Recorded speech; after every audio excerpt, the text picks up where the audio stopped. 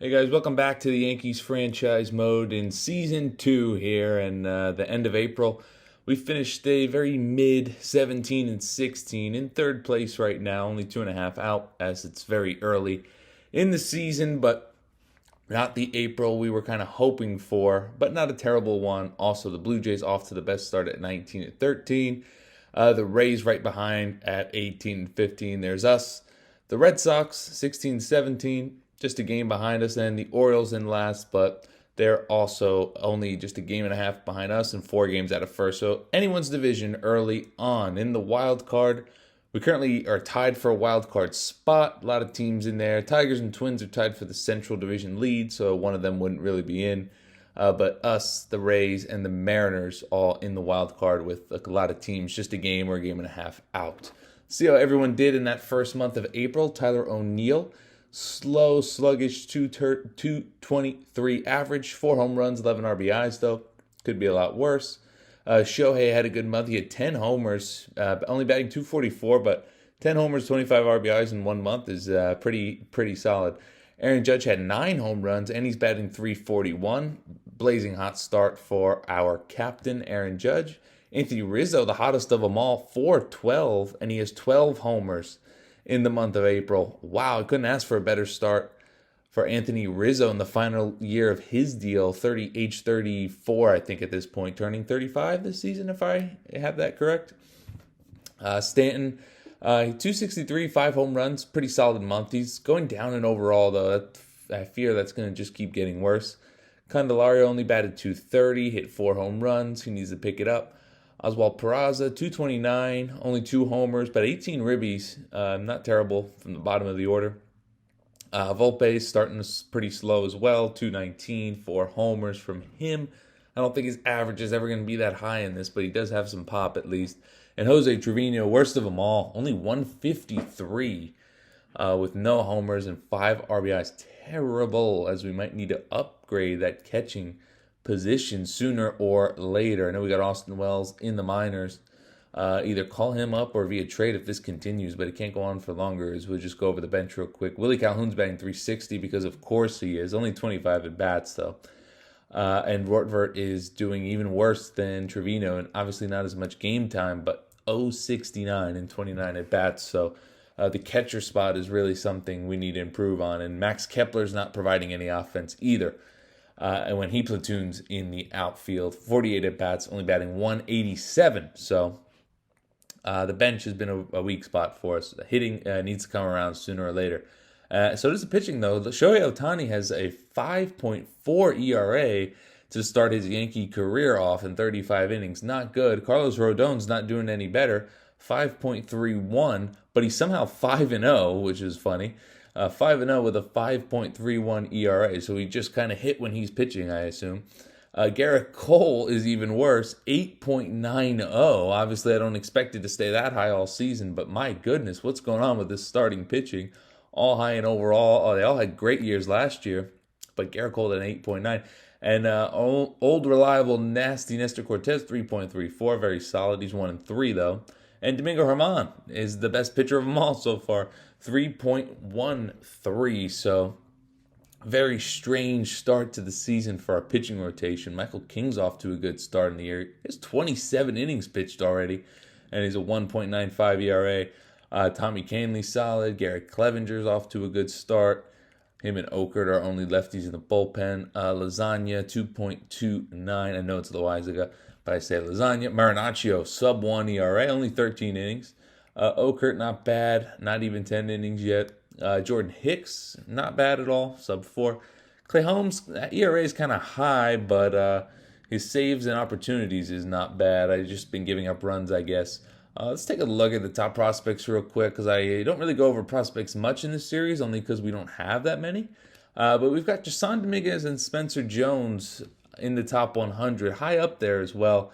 Here's what Jason is doing in AAA, 247. No home runs, but 7 RBIs in 24 games. So no home runs in 24 games. That's not really what you want to see. I know he's only 21. He's got plenty of time to grow, but hoping for more power with that. Spencer Jones is 22, big, tall, lefty outfielder. He's got 2 home runs in 20 games, but he's only batting .230. So Don't expect these guys to come up this year because it doesn't look like they're ready quite yet. They need some more time. We're going up against Boston, though. They have the inverse record of us. We're 17-16. They're 16-17. Nestor Cortez is on the mound, been our second best pitcher along with Herman so far. He's going up against Chris Sale, who's been pretty mediocre, 4.67 ERA for him, and what I think is his last year of the deal with the Red Sox. Jumping ahead all the way to the fourth, nothing really going on. Runner in second, nobody out for Willie Calhoun getting the start because he's hot, even though it's lefty-lefty. And it doesn't matter, lefty-lefty, lefty-righty. Could be switch pitcher, he'll still hit him. Base hit up the middle, run does not score, though. We got no speed on the bases.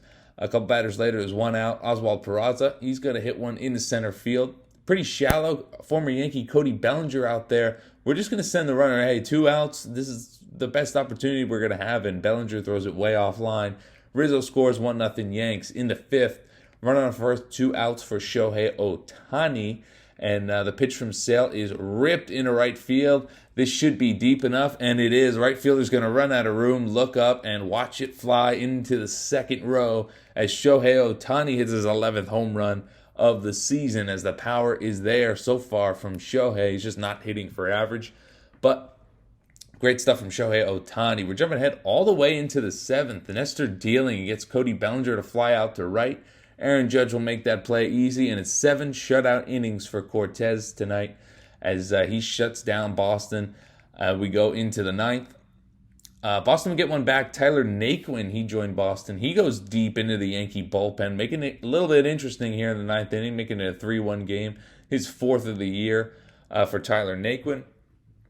So 2-run lead still, 2 outs in the ninth. Trevor Story, he will strike out swinging. Yankees win 3-1. We beat Boston to move 2 games over 500 early on in the season. Jumping into the next one, as you can see, jumped just a little bit ahead. We're versing the Miami Marlins, who are a couple more games over 500. Trevor Rogers on the mound for them, 4.76. Another guy with a 4.76 ERA. I feel like Sale was around something like that, 4.6 or something like that. Anyway, in the first, Ohtani goes deep all the way back, and the right fielder actually robs a home run. It looked like that was going out, but it hits the glove of the right fielder. Shohei's going to be safe at third for an RBI triple, but I'm pretty sure he robbed a home run. We'll take a closer look here in a sec. It looked like that ball was going over the wall. Here we go. Here's the replay. Shohei Ohtani ripped that ball lefty-lefty, and yep, that definitely would have been gone. Looks like it hit the wrist of the right fielder. 1-0 lead. Next batter, Stanton. He goes deep, but that'll be playable for Jazz Chisholm. It's an easy sac fly, RBI for Giancarlo Stanton. 2-0 in the first. Garrett Cole on the mound for us, trying to get that 7.98 ERA. Got down a little bit from the start of the episode. Trying to get that 7.98 ERA way down. So we'll see how he does in this one. In the second, runner on second for DJ getting a start today. He rips one down the left field line. That's a base hit. DJ will go in for 2, and he'll make it with a double, RBI double, 3-0 Yanks. Good to see that from DJ. He's not going to start much this year, but hey, if his back can get going, maybe he will start over Peraza. We'll have to see. You never know. In the fifth, Aaron Judge hits one down the line. That's a base hit, RBI single. 4-0 Yankees. In the fifth inning, that was against former Yankee Lou Trevino, too. So Tyler O'Neill comes around to score. In the sixth, it's Garrett Cole still dealing. He's going to get Soler to strike out. Very nice performance so far from Garrett Cole. We're jumping ahead all the way to the eighth. Garrett Hampson, runner on second. He strikes out swinging. So Cole's in a bit of a jam. But we're up 4, so we're going to let him finish this thing at 116 pitches. Isaiah Kiner-Falefa, former Yankee as well. He's going to go swinging in the slider in the dirt. 2 away. Cole 1 out away from pitching 8 shutout innings. He just needs to get Brandon Marsh out, and he does. Swinging on the knuckle curve as Trevino throws to first to end the 8th inning. 8 shutout innings for Garrett Cole. Beautiful piece of work. That should lower his ERA a bunch. Stephen O'Kurt in to close this game out, and he does that with ease. We win 4-0. Great performance from Garrett Cole, 4-0 win, and we're going to jump ahead a little bit later into the month of May. We're 31-25 now, so we're doing pretty good. 6 games over 500. Versus the Cardinals, Miles Mikolas struggling mightily. He's going to go up against Carlos Rodon, who's got that ERA down from the 5s down to at least reasonable 4.29. 7-1, though. We don't lose with him on the mound. Gleyber Torres, former Yankee in the first, he goes down swinging. He had a chance to drive in a run or two. Runners off on that 3-2 pitch, but Gleyber strikes out swinging. In the second, we're actually up 1-0 at this point. We got a runner on third, 2 outs. Anthony Volpe is going to come through with a base hit up the middle. 2-0 Yanks early on. In the second, we're going to jump to the third. Runner on third again. 2 out for Anthony Rizzo. Can he stay hot? He rips one down the right field line. Right fielder's going back. He's at the track. He's at the wall, and it's gone. I think that's Nootbaar out there and right. Looks up, and it's gone. Anthony Rizzo homers. He stays hot here. That is his 15th of the season, so obviously not as many home runs as he hit in April, but he has been hot. Been our best hitter still this year. So it's a 5-1 lead. We're going into the fifth, though. Lars Nootbaar hits a base hit up the middle. Run will score because the throw was offline from former Cardinal Tyler O'Neill. Makes it 5-2. Still in the fifth, Nolan Gorman. He rips one down the right field line. Judge isn't going to get this one. Going to one-hop and bounce off the wall. Both runs are going to score. All of a sudden, it's 5-4 Yankees now, as Rodon's struggling here to get out of this fifth inning. 2 outs in the fifth. Wilson Contreras, he's going to bloop one in the left. Volpe's going to go out there, and he's not going to be able to make the play. It's a bloop RBI double for Wilson Contreras, and this game is tied at 5 just like that. Big inning as Rodon's still in the fifth. Yepes down the third base line. Candelario's not going to make the play. Another run is going to score. Willie Calhoun takes forever to get to the ball and to throw it in. So it's another RBI double in the inning. 6-5 Cardinals. In the sixth, Willie Calhoun, though, he grounds one to first. Should be an inning-ending double play, but Goldschmidt throws that one in the left field. A run scores, and this game is tied on a gift from Goldschmidt. Runner on third, 1 out. Next batter's Volpe. Look at this. Suicide squeeze and a beauty of a bunt gives us the lead, 7-6. Gleyber just gets Volpe at first. And unfortunately, sometimes this happens when you quick sim. I quick simmed ahead just an inning because I like to not play every minute while I'm doing the recording here. And we actually blew up and we won 12-6 as we get the double play to end the game there. So Rodon gets another win even though he gave up 6 runs. So good win for us. We win every game in this episode. So it was a good episode, good month of May. In the next episode, we'll see where we're at in the standings, and we'll play the month of June as we're getting into the mid-season and see what we're going to do trade-wise and with our lineup. So I hope you guys enjoyed. If you did, please leave a like and subscribe, and I'll see you in the next one. Thanks.